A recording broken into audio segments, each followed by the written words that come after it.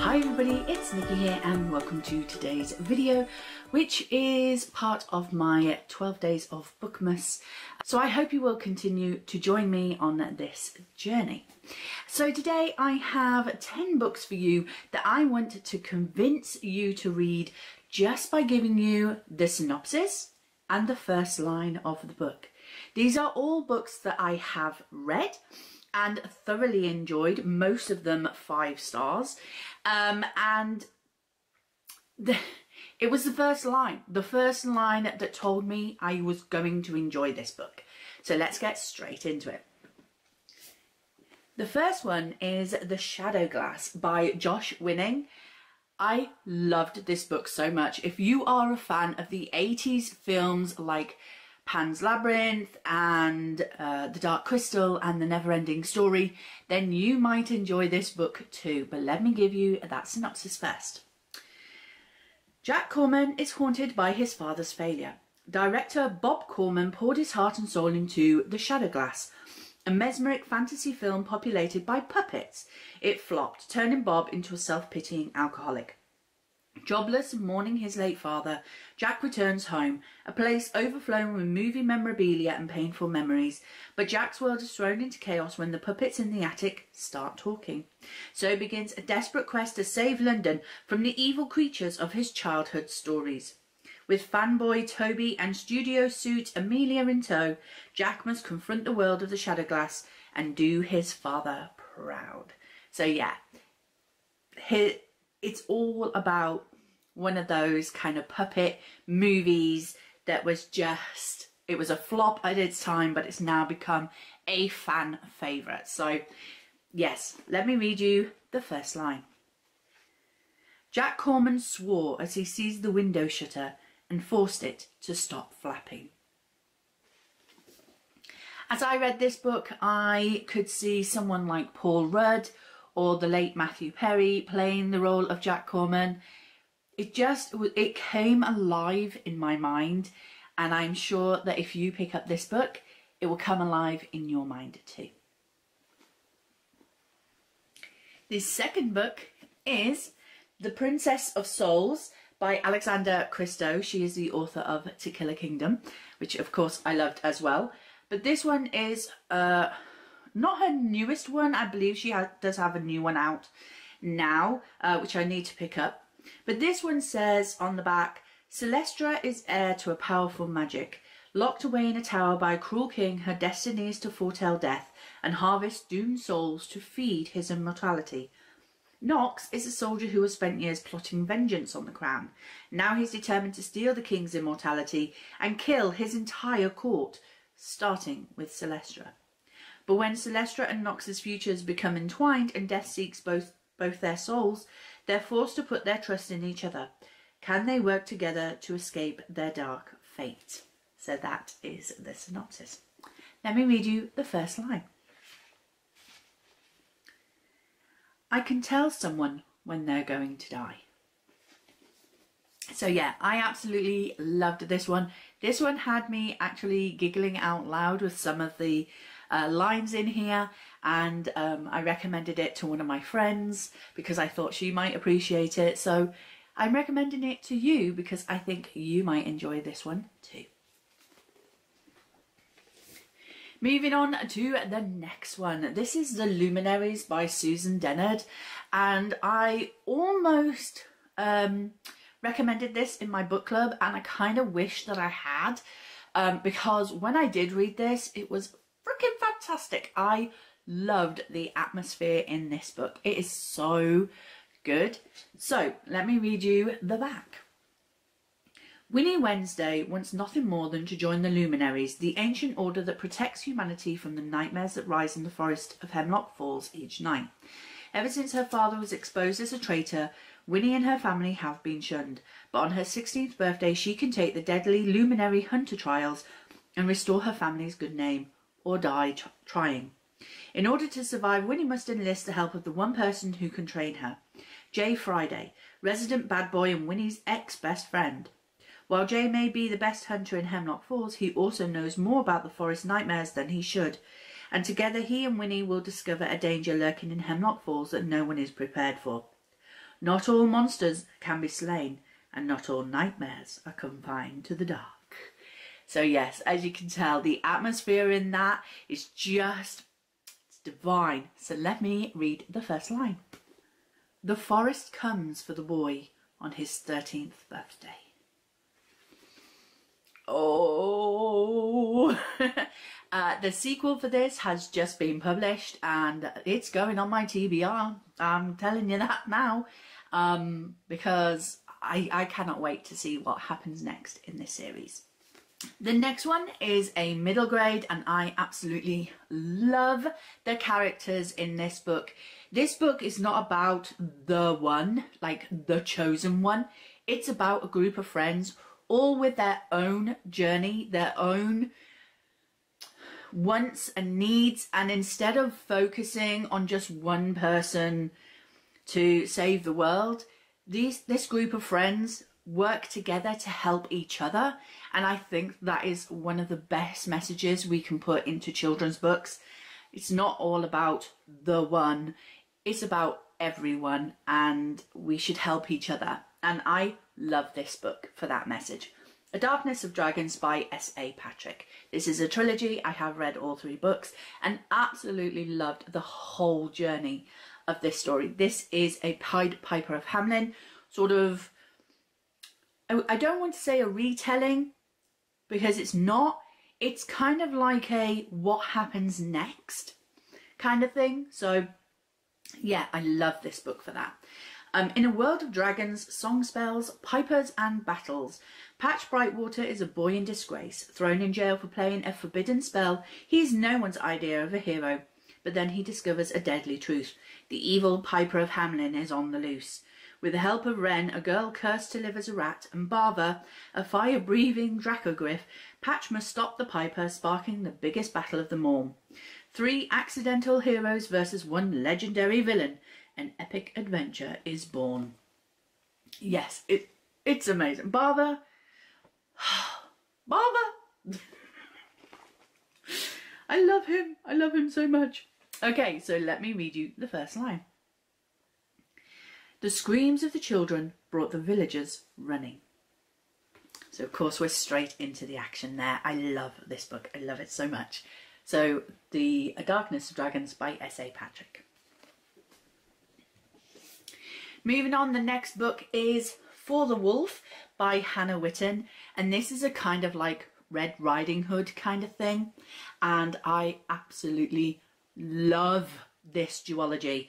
For me, I think, to be honest, the second book is better than the first. But I think that's because I just loved the romance in the second book more. But this one definitely sets up the atmosphere of this book and the whole premise of the book. So, of course, I would have to recommend the first book before I can recommend the second book to you. But the first book is still a high 4 stars for me. And, you know, it's worth it to get to that second book. So, the first daughter is for the throne. The second daughter is for the wolf. As the only second daughter born in centuries, Red has one purpose: to be sacrificed to the wolf in the wood in order to save her kingdom. Red is almost relieved to go. Plagued by a dangerous power she can't control, at least she knows that in the wilder wood she can't hurt those she loves again. But the legends lie. The wolf is a man, not a monster. Her magic is a calling, not a curse, and if she doesn't learn how to use it, the wilder wood and her world will be lost forever. So, yes, it does go on to say, Hannah Witten's richly imagined debut is a sweeping tale of love, legends, and the secrets that hide beyond the trees.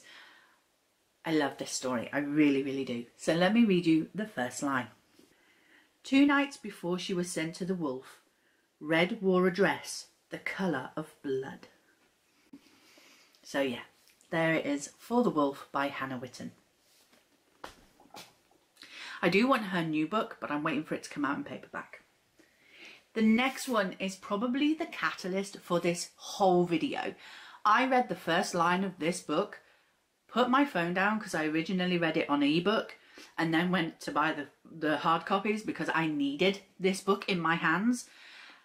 I put my phone down and I was like, oh, this this is going to be darker than I thought it was going to be. It doesn't, I wouldn't say it has any triggers, but it's definitely not your light-hearted romance. Let's put it that way. So it is The Song of the Forever Rains by E.J. Mello. I mean, just look at that cover. Isn't it gorgeous? It's so beautiful. And these are indie published by Amazon as well. So the artwork is just to die for, in my opinion. It needs to be picked up by a proper publisher. But anyway, let me read you the back. Beware when the songbird sings. The Thief Kingdom is a place hidden within the world of Adalor. Many whisper of its existence, but few have found this place where magic and pleasure abound. There, the mysterious Thief King reigns supreme with help of the Musai, a trio of revered and feared sorceresses. Larkyra Basset may be the youngest of the Musai, but when she sings, her voice has the power to slay monsters. When it's discovered the Duke of Lachlan is siphoning a poisoning drug from the Thief Kingdom and using it to abuse his tenants, Larkyra is offered her first solo mission to stop the Duke. Eager to prove herself, Larkyra accepts by posing as the Duke's potential bride, but her plans grow complicated when she finds herself drawn to Lord Darius McKenna, Lachlan's rightful heir. Soon she suspects Darius has his own motivations for ridding Lachlan of the corrupt Duke. Larkyra and Darius must learn to trust each other if there is to be any hope of saving the people of Lachlan and themselves. Welcome to the world of Adalor, where lords and ladies can be murderous and thieves, and the most alluring notes are often the deadliest. Dare to listen. So yes, it's full of atmosphere again, beautiful world building in this, and the relationship between Larkyra and Darius, it's so adorably sweet as well. And she is becoming a woman, basically. So let me read you the first line. The little girls played in a puddle of blood. See what I mean? It just, woo! Love this trilogy. The next book, I was really intrigued by the cover of this one, but then I heard that it was a horror, so I was like, should I read it? Should I not? But I did, and I freaking loved it. This is House of Hollow by Crystal Sutherland. So creepy. If you want to read more horror, but you're a scaredy cat like me, this is a beautiful book to read because it does have that horror, sort of creepy, kind of scary atmosphere, but it's not gory. It's not... There's one scene where it's a little icky, but it's beautifully written and so good. So let me read you the back. Dark, dangerous things happen around the Hollow Sisters. Ever since they disappeared as children, only to reappear a month later with no memory of what had happened to them, odd, eerie occurrences follow in their wake. When Grey, the eldest, goes missing again, Iris and Vivi are left to figure out the mystery, but they aren't the only ones looking for her. As they brush against the supernatural, Iris realises that the world that returned them 10 years ago might be calling them back, but just how much horror lies beneath the surface. So there you go. Let me read you the first line. I was 10 years old the first time I realised I was strange. So there you go. I loved this book. I really did. The next book I got as an e-arc off NetGalley, and when I saw this come up for option, I was like, please let me get accepted. I did. I devoured this book literally within 24 hours. I was sucked in so much by it.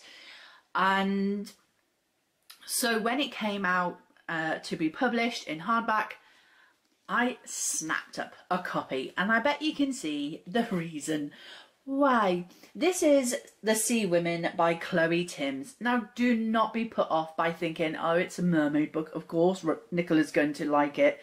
It is a mermaid book, but it kind of isn't at the same time. The mermaids are mentioned in here. They're kind of nodded towards in here, but they're not the main part of the story. The main part of the story is set on this island that is isolated, and yeah, it's about one woman's journey. So let me read you the synopsis. This island is built on stories, tales, lore, lies. Esther has known nothing but Eden's Isle her whole life. After a fire left her orphaned and badly scarred, Esther was raised by her grandmother in a deeply religious society that cut itself off from the mainland in the name of salvation.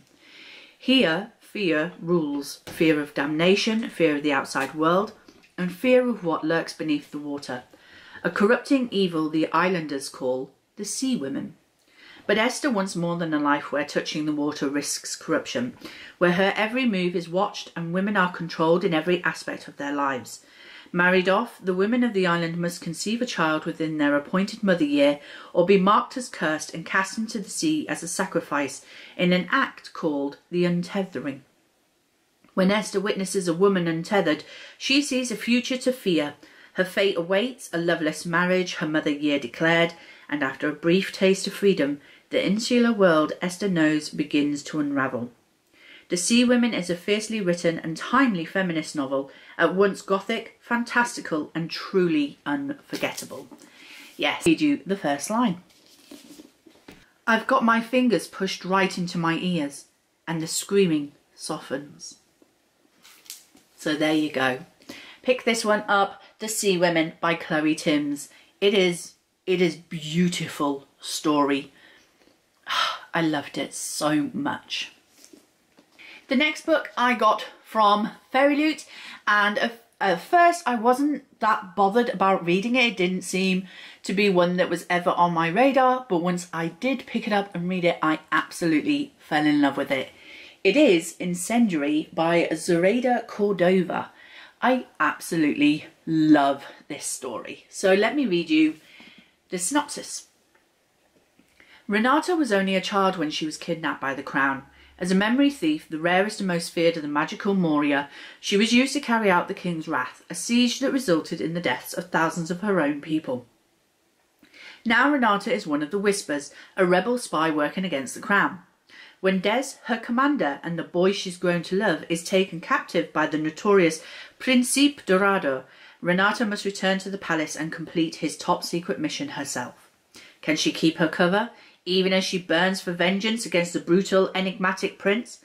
Her life and the fate of the Moria depend on it.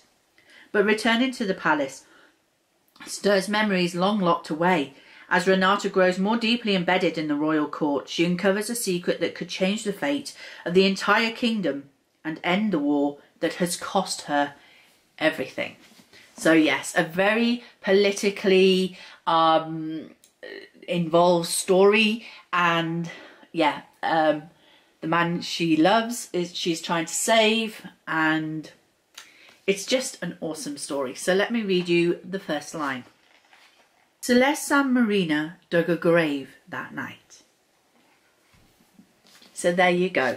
Incendiary by Zoraida Cordova. It is only a duology as well, so it's a real good one to pick up. And last but not least, another one that I got through Fairy Loot. However, this one I was really excited to read, and so picked it up really quickly, but then didn't go on to read the sequel. So I ended up rereading this one before reading the sequel, and I didn't mind that one bit because I absolutely love this story. The Merciful Crow by Margaret Owen. This one is so good.